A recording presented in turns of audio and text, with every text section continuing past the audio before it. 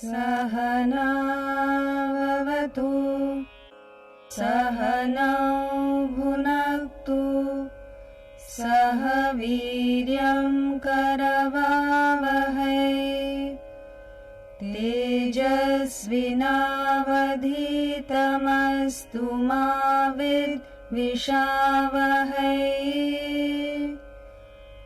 Om Shanti Shanti Shanti.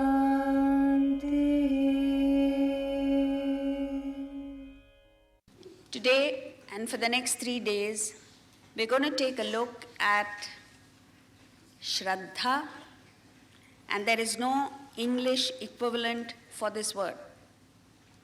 Shraddha is a combination of devotion, dedication, worshipful attitude, giving of your best, all of this rolled into one. And the interesting thing is that he speaks of the threefold Shraddha. Threefold: sattvik Shraddha, rajasik Shraddha, and tamasik Shraddha. Now, before we get into this, all that we need to understand, and which is very heartening, very encouraging, is that every one of us, all human beings, are born with A+++++. The problem is that we don't know it. And since we don't know it, we're unaware of it, we don't suspect that we have perfection. What is A+++? That we carry with us perfection, excellence, within each one of us. And since we don't know it, the environment, our teachers, our parents, our peer groups, everyone gives us a C sometimes, not always. And when you get a C, you get dejected. You believe them. Why do you believe them? Because you don't know. It's not just that you don't know. It is that what you show is your worst sometimes to people around you. What they see is your worst, and what is your best is subtle. It's difficult to detect. And the most important thing is the environment is flush with negativity, so it brings out the worst in you. And even when we have positivity like just now, you say, oh, I have to go to a movie, I have work, I have to come back to my family, I have to do this, that, and the other, and so you don't want to come.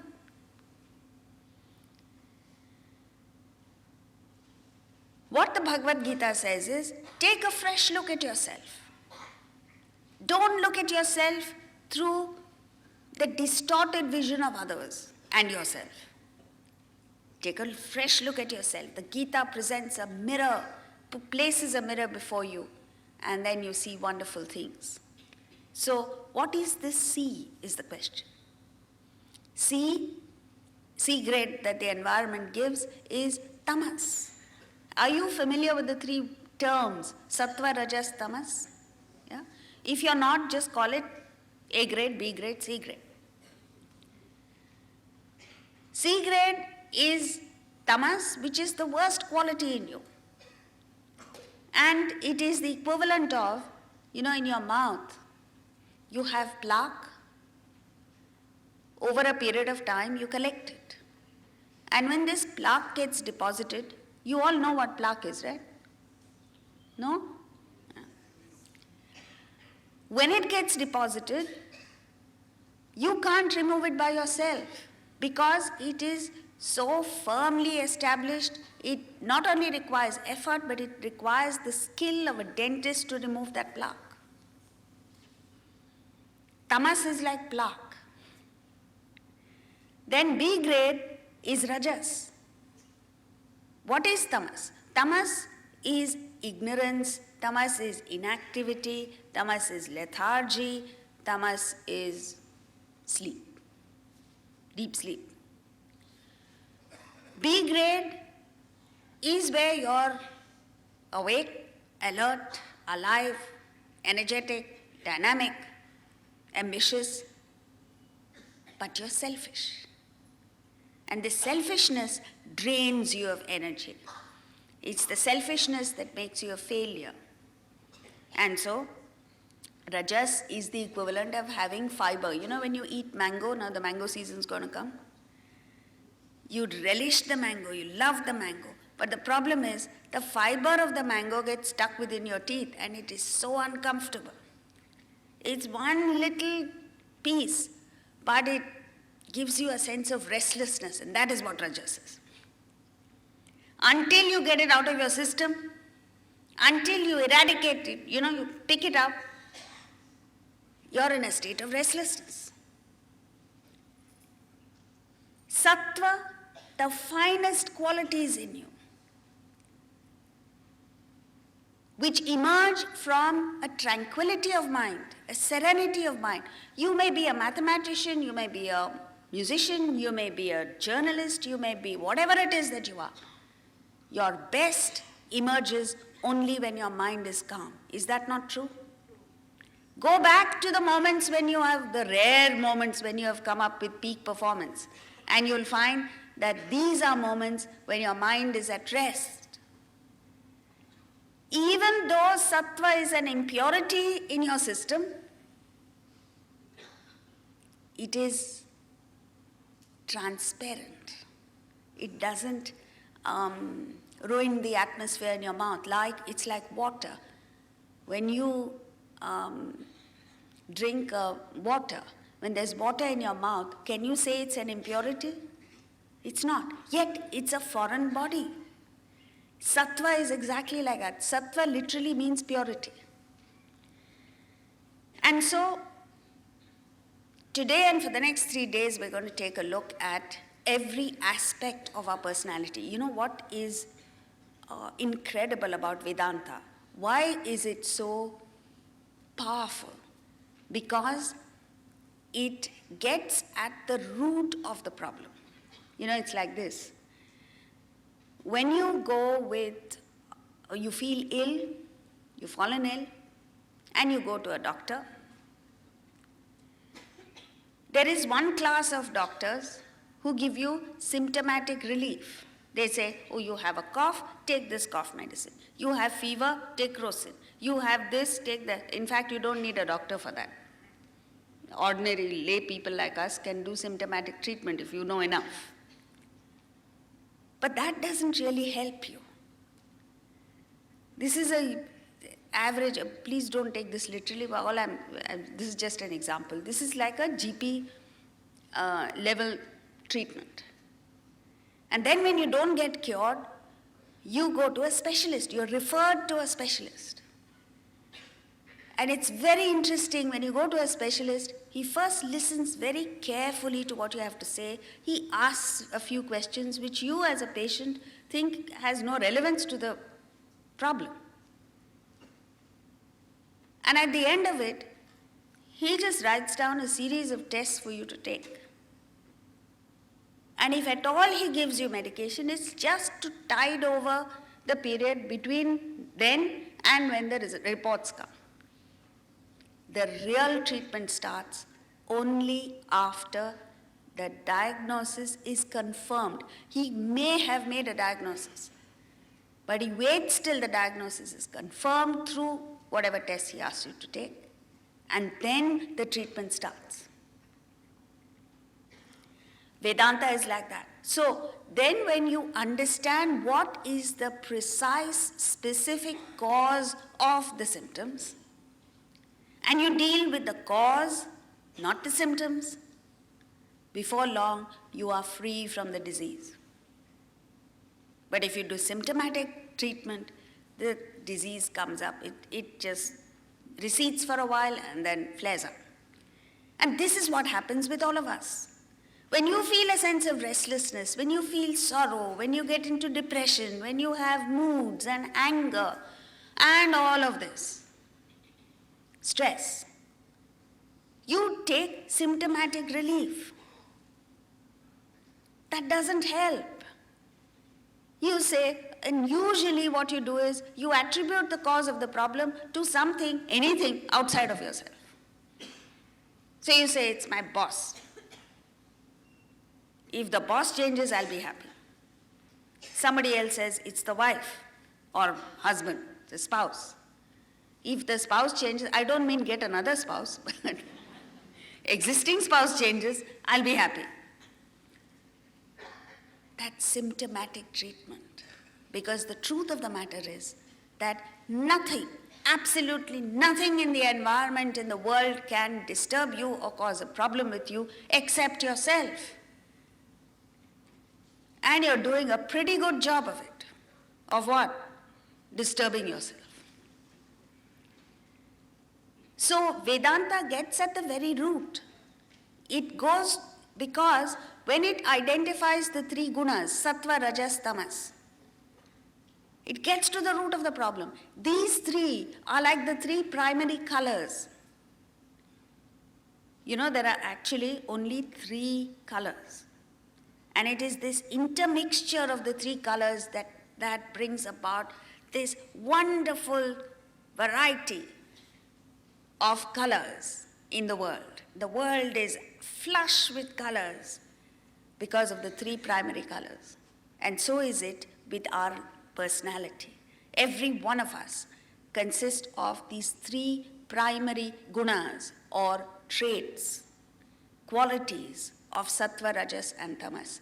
And it is the proportion of the sattva, rajas and tamas in you, proportion of A, B and C grades in you, that makes for the infinite variety of human beings in the world. No two human beings are alike. You are a specimen by yourself. There is no second like you. You're unique in the world. And you've come into the world with a specific job, a specific mission to achieve. Most of us are born and we live and we die without so much as a glimpse of who we are and what it is we bring to the world.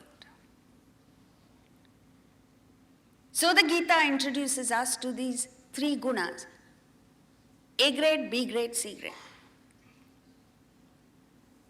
Irrespective of how low your sattvic guna is, if you identify the best qualities in you and you consistently act out of the good qualities in you, you bring about an extraordinary change in your personality and you become an outstanding person. But this very few people do. Most of us either languish in the middle, and that's rajas. Take 2 steps forward, 3 steps backward, and this goes on in life. Or you operate out of the worst qualities in you, and the best in you remains hidden, dormant, unknown even to you. So therefore, now these three are impurities. These three are add-ons. The real you don't even know. The real you is the spirit, is that entity, is the I behind the sattva, rajas and tamas. It's like you wear, let's say, a vest, a shirt and a jacket.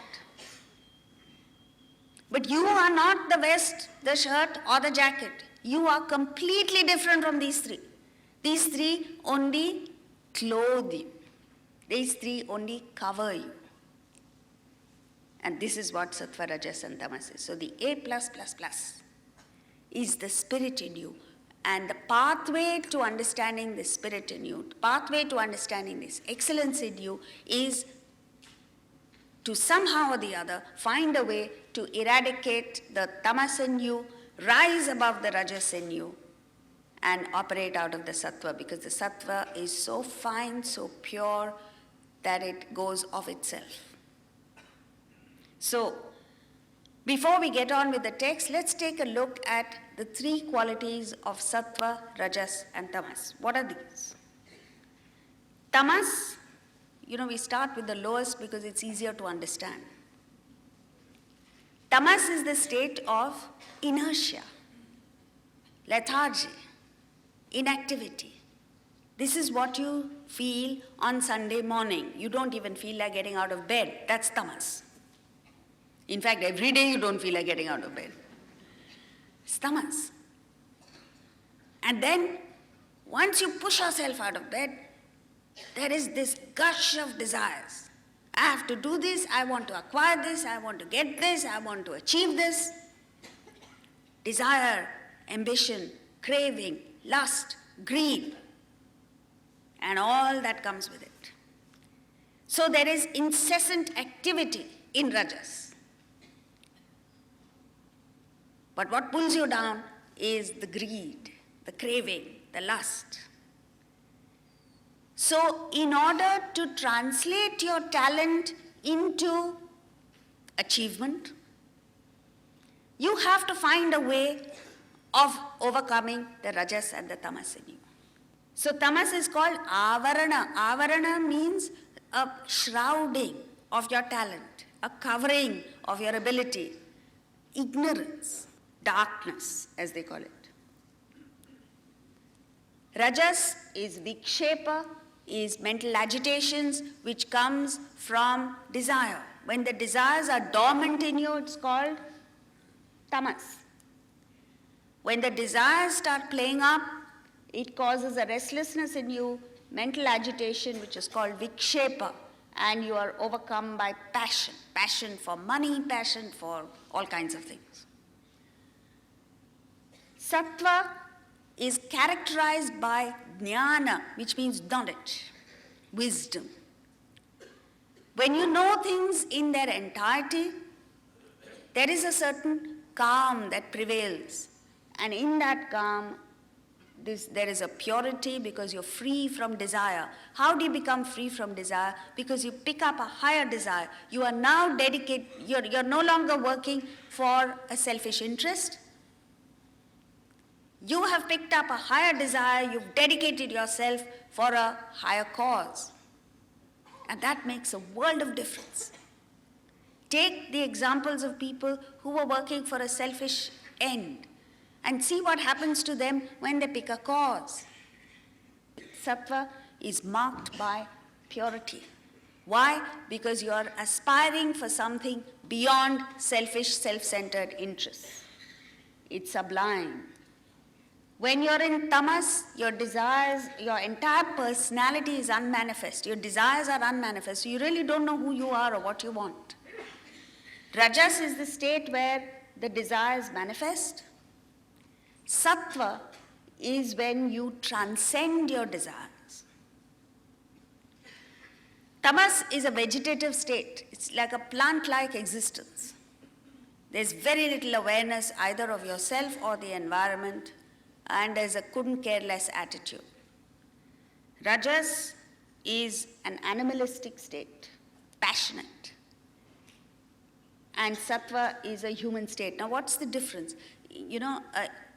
A vegetative state is a state in which you don't even feel emotions. You don't even care for yourself. So all your emotions are kind of frozen. Rajas is the state when you're operating with emotions, but there are two things that happen. You act on emotions. You act on likes and dislikes. And second, you are very much affected, troubled, traumatized by the effect of these emotions. Whereas, in the sattvic state, only a sattvic person is human. In the sattvic state, a person feels deep emotions, is moved by very, very fine, subtle emotions.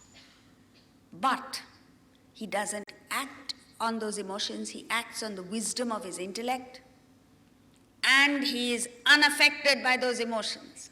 As Oliver Goldsmith said, as some tall cliff that lifts its awful form, swells from the vale and midway leaves the storm. Though round its breast the rolling clouds are spread, eternal sunshine settles on its head.